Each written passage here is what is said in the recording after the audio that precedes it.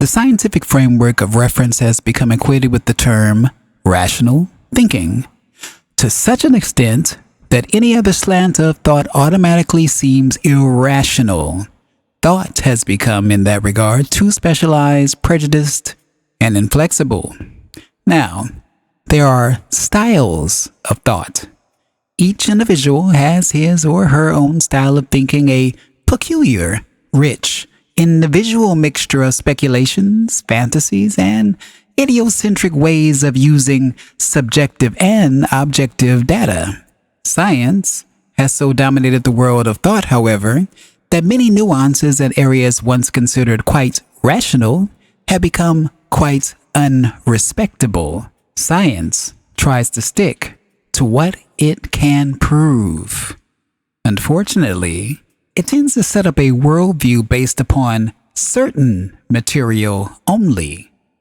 You end up with separate disciplines: biology, psychology, physics, mathematics, and so forth, each with its own group of facts, jealousy guarded, each providing its own worldview. The world as seen through biology, or reality as seen through the eyes of physics. There is no separate field that combines all of that information or applies the facts of one discipline to the facts of another. So, overall, science, with its brand of rational thought, can offer no suggestive, hypothetical, or comprehensive ideas of what reality is. It seems that each individual is, in effect, isolated in certain vital regards, given, say, a genetic heritage and a certain amount of unspecified energy with which to run the body's machinery. Intent, purpose, or desire do not apply in that picture. The individual is, again, a stranger, almost an alien, in his or her own environment. They must struggle to survive, not only against the uncaring forces of the immediate environment, but also against genetic determinism. They must fight against their own body, overemphasizing its susceptibility to built-in defects, diseases, and a built-in time bomb, so to speak, when, without warning, extinction will arrive. Science does not stress the cooperative forces of nature. It glorifies in distinctions, specifications, and categories, and is quite blind, generally speaking, to the uniting forces that are, of course, every bit as real. Therefore, when I speak of the natural person being also the magical person, it is easy to transpose even that idea into more isolated terms than I intend. It is not just that each person has his or her source in a magical dimension from which his or her overall life emerges, but that the private source itself is a part of the very energy that upholds the entire planet and its inhabitants and the overall construct that you understand as the universe. Fields or planes of interrelatedness connect all kinds of life, supporting it not through just one system, a biological one or a spiritual one, but at every conceivable point of its existence. You're not just given so much energy in those terms earlier mentioned. New energy is everywhere available. Again, there are no closed systems. The environment is conscious and alive. There are constant communications between all portions of your body and all portions of the environment. In your terms, this means that you do not have to rely upon what you think of as your private resources alone. Basically, value fulfillment is one of the most important characteristics of existence, so that all things act individually and together in ways that best provide for the overall fulfillment of the entire construct. You were born because you desired to be born. A plant comes to life for the same reason. You live in a different frame of reference than a plant, however. You have more choices available. You interact with nature differently. Your intellect is meant to help you make choices. It allows you to perceive certain probabilities within a physical time context. You use the intellect properly when it is allowed to perceive physical conditions as clearly as possible. Then it can make the most beneficial decisions as to what goals you want to achieve. Those goals are usually conceptualized desires, and once formed, they act in a fashion like magnets, drawing from those vast fields of interrelatedness the kinds of conditions best suited to their fulfillment. The intellect alone cannot bring about the fulfillment of those goals. The intellect alone cannot bring about one motion of the body. It must count upon those other properties that it does indeed set into motion. That spontaneous array of inner complexity. That orderly magic. When the intellect is used properly, it thinks of a goal and automatically sets the body in motion toward it.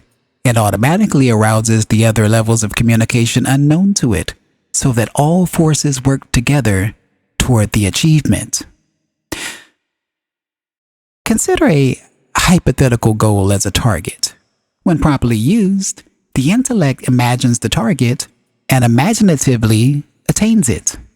If it were a physical target, the person would stand with bow and arrow in hand, thinking only of hitting the bull's eye, mentally concentrating upon it, making perhaps some learned gestures, proper footing or whatever, and the body's magical properties would do the rest.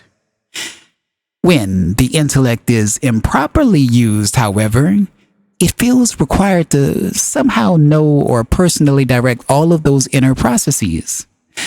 When the erroneous belief systems and negativity connected with so-called rational reason apply, it is as if our person sees the target, but instead of directing his attention to it, he concentrates upon all of the different ways his arrow could go wrong. It could fall to the left or the right, go too far or not far enough, break in the air, fall from his hand, or, in multitudinous other ways, betray his intent. He has switched his attention from the target completely. He has projected upon the present event the picture of his fears, rather than the picture of his original intent. His body, responding to his mental images and his thoughts, brings out actions that mirror his confusion.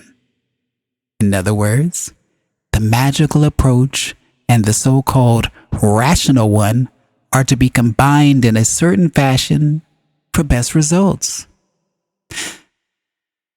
People sometimes write you, telling of their intent to make money, or rather, to have it. They concentrate upon money, so they say, and wait for it in full faith that it will be attracted to them because of their belief and concentration.